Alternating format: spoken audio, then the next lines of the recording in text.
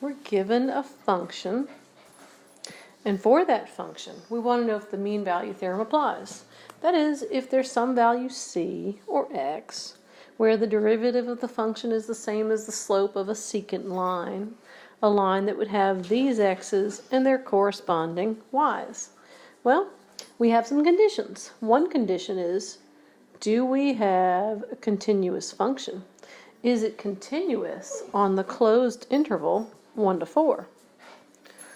Well, yes it is. I do know that there is a domain restriction, that we would have discontinuity where this denominator is 0, but 0 is not between 1 and 4. So we'll say, yes, the function is continuous.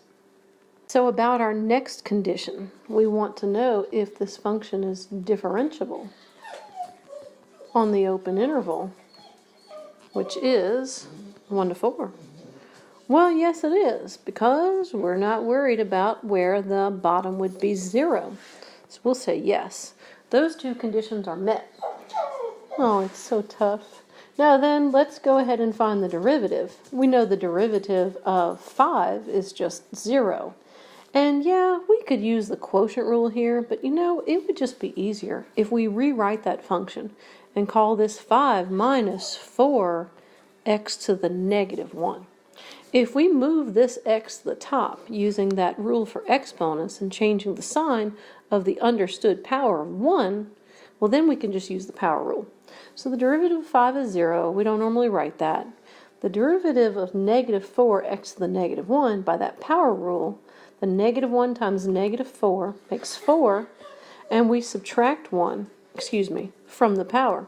When we do subtract 1, what we've got is 4x to the negative 2. Well, we don't normally leave a base with a negative power, so we would say that the derivative is going to be 4 over x squared.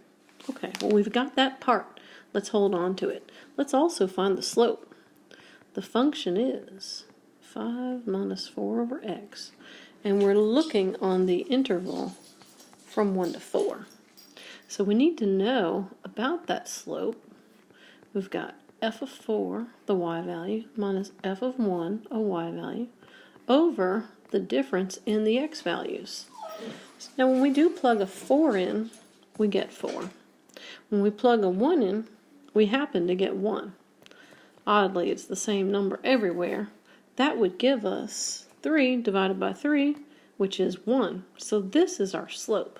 But maybe I should take that a little slower. The function was 5 minus 4 over x. We investigated f of 4. That was 5 minus 4 over 4. 5 take away 1. That's how we got that y value. As for f of 1, same thing.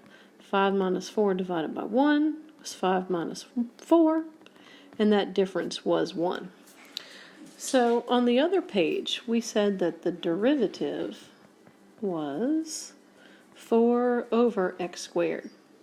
And now we found the slope to be 1 when we use the slope formula. Let's set these equal. 4 over x squared, set that equal to 1. If I want to solve this equation, I'm going to get rid of the fraction.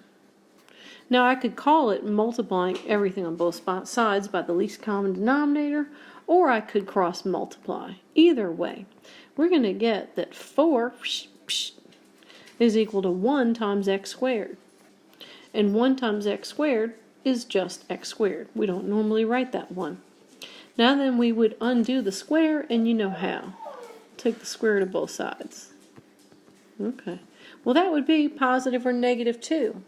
So we found two values where that derivative and the slope would match up.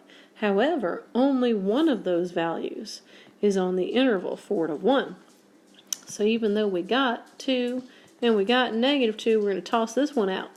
Call it x, call it c, either way, we found the value and we're finished.